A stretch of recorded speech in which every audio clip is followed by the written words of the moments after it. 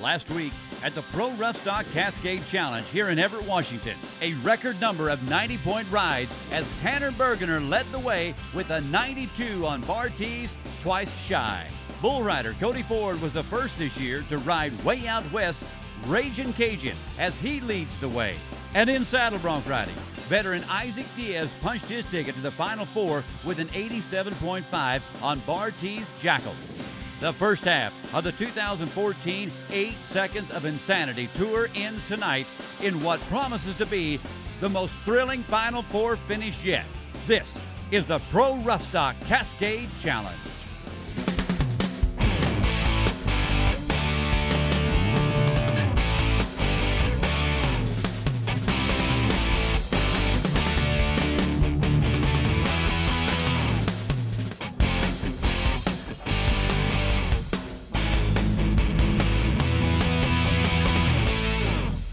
There's the lovely skyline of Everett, Washington on a beautiful Saturday night here in the Pacific Northwest.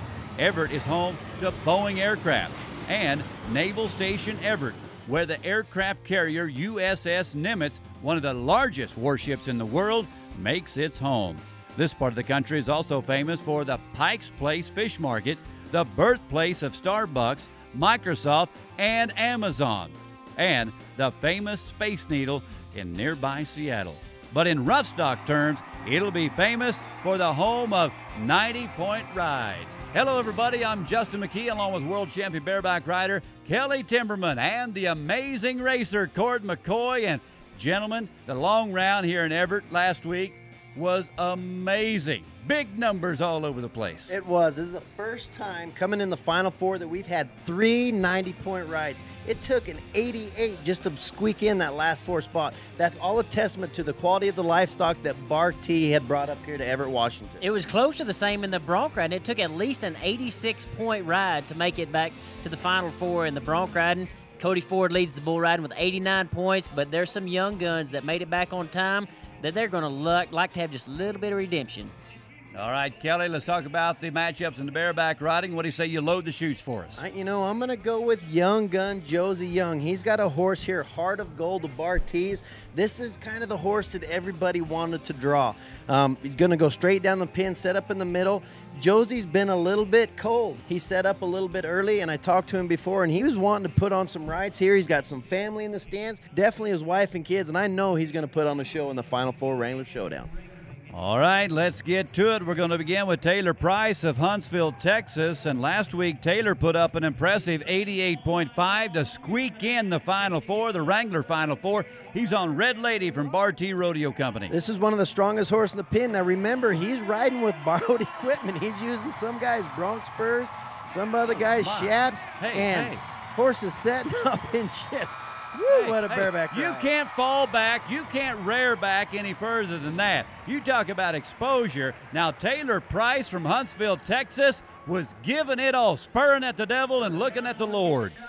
The only thing I could fault him on is he needs to keep his chin down. That's pretty hard on your back, but at the same time... He don't even have a neck roll. You could see how his feet started to hit flat at the end of that ride. That was because his chin wasn't down. His well, head was the in the judges loved it. 92.5. Are you kidding me?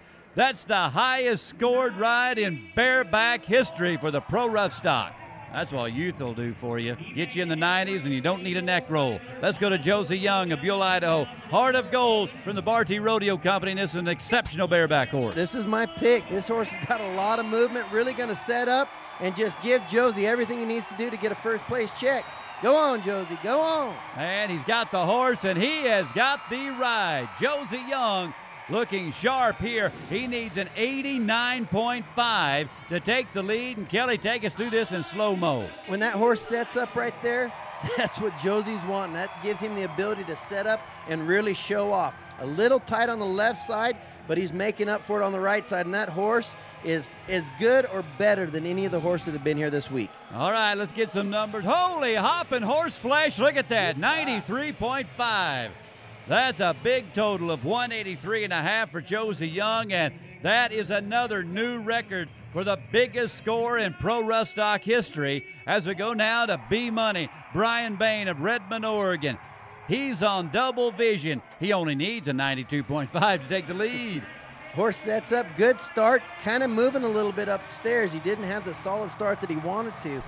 Kind of got away from him at the end, and that cost him kind of in the ride. Brian Bain on double vision. Here's the Rocky replay. What I'm wondering is, did the 8 seconds, was 8 seconds over when he got out of whack there at the end? No, I think he set up just prior, just right there, just prior to the 8 second No, I'm seeing some numbers that say otherwise, Kelly, because they say 90 you're points. Right. You're right. They must have been looking at that clock pretty close. It's a 90 for Bain, 181.5. He's not going to take the lead, but that's 3 90-plus point rides in a row. As we go to Tanner Bergener, one of the most impressive young bareback riders I have ever seen. The last 2 weeks on tour, he's been lights out. He's on Wild Ride, needs a 92 for the win. Good start. This was the horse out of all the horses that they talked about was going to be the hardest one to ride. And you could see the kid got a good start, but he was just stiff. He didn't spurt. You know, when you're in bareback riding, you've got to move those legs. Kelly, you think he might have lost his bind a little bit? I see right when the whistle blows, he just rolls into his hand. Looked like his hand come out pretty easy. You think he was staying close because of his hand? It's hard to tell. It could have been. But all the way through there, he was sure getting yanked on, and I didn't see his hand moving too much. Maybe take some power away from him, too. Just 87 points. That would normally be a big score, but not in this round, not in Everett, Washington. 179 is not going to be enough to catch Josie Young. There's how it all shook out in the Wrangler Final Four Showdown round with some exceptional rides, but none better than Josie Young's 93.5. Right now, Shanae Shiner is with our champion, Josie Young. I felt like I rode good, and I was expecting a high score. And when they said 93, I was feeling pretty solid. 183 on 2, that's pretty solid. And I had probably 100, 125 people here, just cheering me on. A lot of pressure, really to do good. But I had some great horses, and I was able to bring it to the table, so it felt good. Great pen of horses here. Coming up, bull riding. Can anyone put the brakes on this Ford? Cody Ford, that is. He looks to complete his quest for his first buckle in 2014. Welcome back to the Comcast Center in Everett and the Pro Roughstock Cascade Challenge. It's time for our Wrangler Final Four Showdown round in bull riding. And Cord, let's look at the matchup. Well, Cody Ford has definitely got the jump on him, but he's got a bull called Water Bubbles. It's not an easy way through there. These guys have reached in there and got 4 tough bulls tonight, so it can be anybody's game tonight. It's whoever comes through and wins the championship. All right, let's get to it. In the bull riding, Cody Loomis will get us started, but before he does, Jason McCall, tell us what you think of the matchup. Here we got a bull. Bo Shelton brings it to us. His name's Huda Man. Says he's right in the latch, a lot of kick, he's got a lot of fire. This is a battle of the Washington boys here. Bull doesn't travel very far from us, and Cody Loomis, he's a Washington boy himself. I look for the bull to win this matchup here. Thank you for your honesty, Jason McCall. That's a good call. We'll see how it works out. Cody Loomis, Goldendale, Washington. He has got him to the left, now to the right. He's strung out and down. Huda Man is the man against Cody Loomis here. Rides him 5.8, Cord. Well, that's the worst thing he did. He knew that bull was going to be right there to the left, and that bull about the first round, he felt him over in there and just stepped away from him. It's not like that he made the wrong moves. He was planning on the bull doing something before the bull ever even did it. All right, drops him off over in the corner. No scores. We go now to Tyler Masso from Ellensburg, Washington, Rodeo City, USA, up in beautiful Kittitas County. Tickle Me Elmo is the name of this bull from Two Bucks Rodeo Company. Oh boy, clicked his heels. Spur is a flying, but it's not because the cowboy's spurring. That's just because that bull's moving that much. Just got over in there just a little bit, and I think the more you try to clamp down, the worse it gets. You see him try to clamp down, his feet just roll out from under, and the hair wasn't staying still there. Bulls are gross. 1.7, that when happened. You're underneath them, I know they're gross. I've tried that. Now to Jace Caitlin out of Toledo, Washington. Crown's legend from way out west. These bulls so far have been exceptional. They've been strong, they've been impressive. All weekend, licking it to the left, and no way is Jace going to keep up with that bull. Well, that's a good little bull. I'm sure Jace would like to have him back. he just kind of, that bull is going fast right off the bat, and you can tell on the corner he beat him just a little bit, and you can't catch up on a little fast bull like that. You see his hips are already rocked out by the time you make the first round. 1.47 on the clock right there. One rider to go, and he's already won it. He was the only man to ride in the long round, and this is just for show. Cody Ford is going to pick up his first buckle for this season, but he would sure like to finish it off by riding this bull Water Bubbles. Well, every time, whether it's paying $1 million or just for fun, you want to ride, I bet he'd like to have that one back again. Talk about some whip. Good night. Look at the impact his head had on that ground. What a setup. Oh, look at that head bounce. Just rocked him around enough that it floated his inside foot up just a little bit where he couldn't get a hold of him. And then when he came, he didn't have hold of anything but the rope, and that just jerked him to the ground. He's not going to get a score, but he is going to get the win because the rest of the riders buck off. Right now, Shanae Shiner has the bull riding champion.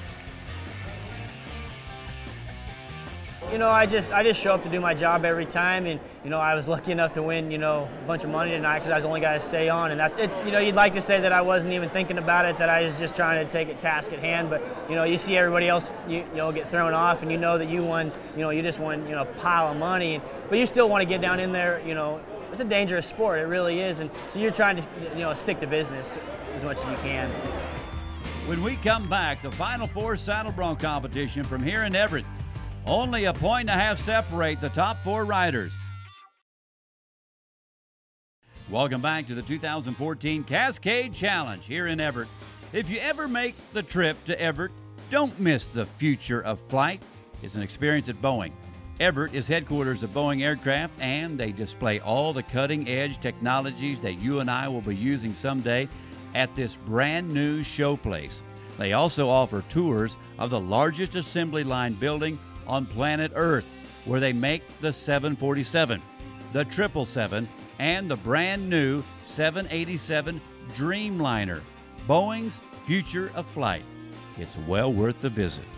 For myself, I like to be around people that have that highest level of excellence. And the people at Boeing, you know, that's tradition, hardworking Americans.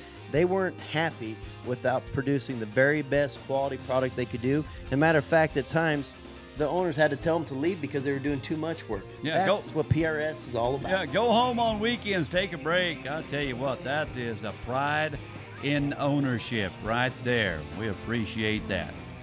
Time for our Wrangler Final Four Showdown round in saddle bronc riding. Kelly, let's look at the matchup. Isaac Diaz is my man. He rode the best in that longo. He was setting his feet, he was aggressive, lifting on his rein, and he's drawing the world-famous son of Sadia Barty, the best bronc in the pen.